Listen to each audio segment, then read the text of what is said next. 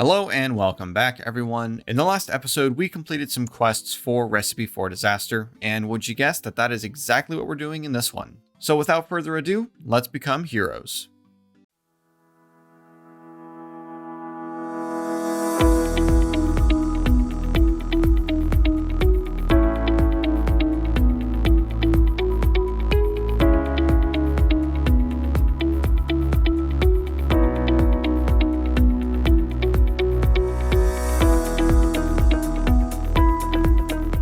Before we can become heroes, we need to save the wizard Merlin from a crystal.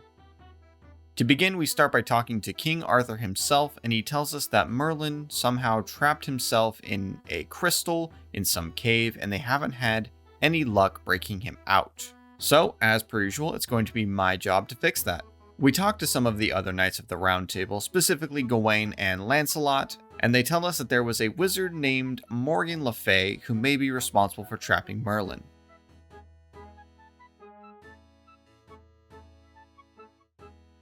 I'm going to infiltrate his base and find answers that way. How am I going to infiltrate that base, you ask? Well, I'm going to stuff myself into this box right here and wait to be picked up by the crew of the ship headed to the base. Incredible. Wow, it's just me in this dark void with nothing but my own thoughts, huh? What a terrifying idea that is. Luckily, that doesn't last very long, and I can stop fixating on the mistakes in my life that brought me to this point. Once on the dock for the base, I break out of the box and head upstairs to fight the evil Sir Mordred. Oh, this guy really isn't very scary, is he? That is, until the Morgan Le Fay busts in and halts the killing blow. Now, looking back at the dialogue in the quest, I didn't really read it, it reveals that it was always known to my character that Le Fay was in fact a woman. A kind of goth, witchy woman at that. No. Don't get distracted by pixels again. Stay on target. She asks us to spare her son's life, and we accept in exchange for the information on how to break Merlin out of this crystal that she put him in. Turns out she really did the double factor authentication on this spell. We gotta get like a black candle, some bat bones, the legendary holy sword Excalibur, then perform some ritual to bind an evil spirit. Like, what did Merlin do? What did he do to piss you off so bad? Why were you so mad that you really fucked his shit by putting him in this crystal? Honestly, none of that really matters, so it's off to get the supplies. We get the candle by gathering the wax because apparently it's bad luck to make a black candle. I don't know. We talk to the Lady of the Lake because she has the sword, but before she gives it to us, we need to pass a test. Heading over to Port Sarim, a ghost white man talks to us. Well, he would if I could see him in the world instead of just in the chat box, but you know, whatever. We give him some bread and oh wow, it was the Lady of the Lake the whole time. We get the sword, we kill a bat over here, uncover the spell and perform the ritual, and finally we bust Merlin out of his prison. Next on the agenda is Family Crest. This man, Dominithius, wants to repair his family's crest, but his 3 shit kids have the pieces, so we gotta go get them. First son is apparently a chef who wants to make a seafood salad. Sounds delicious. I'll take 3. Here's all the ingredients, and that's a crest third we've got. The next son is in the Alcared mines. I always wondered who the man was over here, and now I know. He wants some jewelry for his lady friend, but not just any gold jewelry. He wants stuff made out of perfect gold. I have no idea what that is, but we talk to this dwarf over here and he tells us where to find it.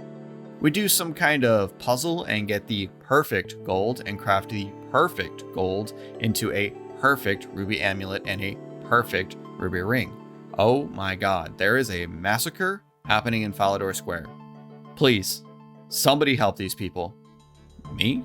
You want me to fucking... No, I'm far too busy. Don't you see what I'm smelting stuff over here? Also, do you see that guy's fucking armor? Are you crazy? Someone should deal with that though. Anyway, we take the gold pieces back to the sun and we get our second of the crest pieces. The last piece is probably the most dangerous to get. This hot mess of a man has been poisoned, so we treat him and he tells us that he was trying to summon a demon of some kind and it didn't go very well. Wait a minute, man. I've seen videos like this on the internet. You wanted to summon a hot lady demon, but it backfired, didn't you? You fucking idiot. Alright, so we head down into the wilderness, we kill this demon that he summoned, and we get the last Crest piece. We Elmer's glue it all together, and voila, quest is done. Now we take on Shiloh Village. So, to be perfectly honest, I don't like Karamja. There's just something about this place that whenever I need to go here, I dread it. I don't like this area. But since we do have to do it, let's just suck it up and roll on with it. We talk to Mosal over here, and he tells us that there is this terrible sickness happening in the village. I love how blissfully unaware my character is. Like, what's wrong? There's not like 5 zombies right behind you or anything like that. It's our job to lift this curse that is causing this illness, I think. Talking to Trufidus, he tells us to travel into some dark-ass hole and find a bunch of different things. So we do exactly that. We have to examine this gallows over here and retrieve a body from it. After gathering the body, we can sense that the spirit of the body needs to be put to rest.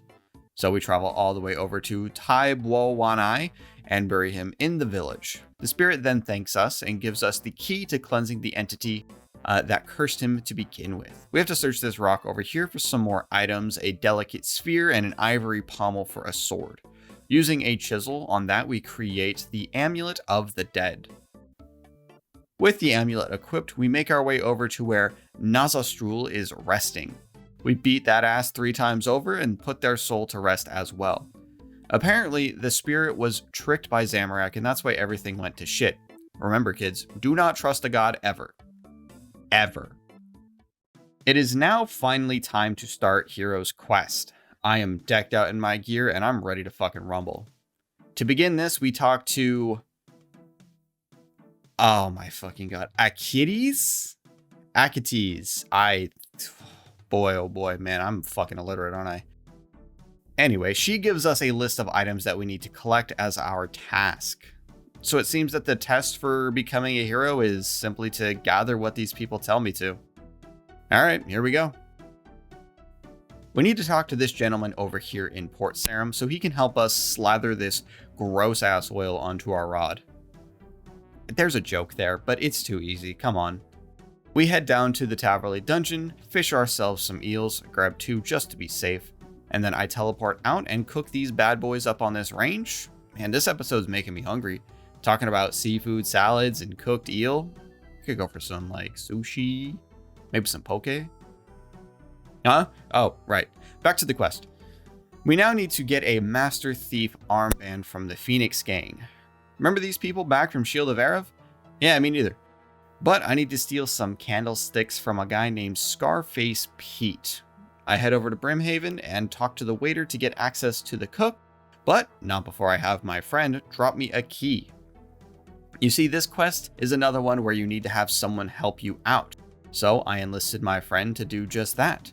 Using the key, I get into this side room over here, while my friend lures this man Grip over, and I can just take my shots at him without any risk of being caught. After Grip is dead, my friend is able to grab the candlestick and drop them for me. Perfect. Going all the way back to Varrock, we give Straven the candlestick, and he gives us the Master Thief armband as a reward. 2 items down, just 1 more to go. The last item I need to get is a fire feather. Oh, that's really cool. It seems like we're going to be fighting like a phoenix or something. However, I do first need to get something called ice gloves, probably to hold this feather without burning our hands or something like that. We travel into White Wolf Mountain, follow the path along, and then we find the Ice Queen. My first strat, because there's a bunch of people around her, was to take out her guards one by one and kill her after they all died. But, as it turns out, they kept respawning way faster than I could kill them, so I just said, fuck it, prayer up and shoot the queen. She drops her gloves and we head off to Intrana. Oh, okay, it looks like I'll need to take this phoenix down with some magic. Alright, cool. Alright, looks like I'm all ready to go, and it's dead in 1 hit. Sick. Well, I got the feather, and that's all that matters. With all 3 items acquired, it was time to return to the Heroes Guild and rightfully claim my title. This quest was kind of whatever, if I'm being completely honest. There was no big boss fight or really a fight of any kind, really. I mean, the biggest one would be the Ice Queen, but that was really simple. But it's done, and we can begin our journey to becoming legends. Oh yeah, that's right. We are going to be starting Legends Quest just because the RFD wiki tells me to. So real fast, we need to talk to some guards over here. I speak to the Grand Vizier Urkel, and we take on his challenge. And our first task is to map out a part of Karamja. Okay, well, hopefully it won't take me that long. And my charcoal fucking snap. God damn it. Okay, well, one trip to the GE later, and we have a bunch more charcoal. I map out this whole area, and then I even grab a little bit of tasty vanilla pods right over here on the way out, just for my trouble. And just like that, we are done with the Legends Quest section of RFD. And I think that is where we're going to end today's episode. We made some progress once again towards our goal of completing RFD. The next episode will be the last one for all the quest requirements. I've been milking this for too long and I want to get right to work. I've been told by my friends that there is a vast treasure out in the desert, but apparently it's not going to be very easy to claim. So until then, thank you all so much for watching. I hope you enjoyed the video and I will see you all later. Goodbye.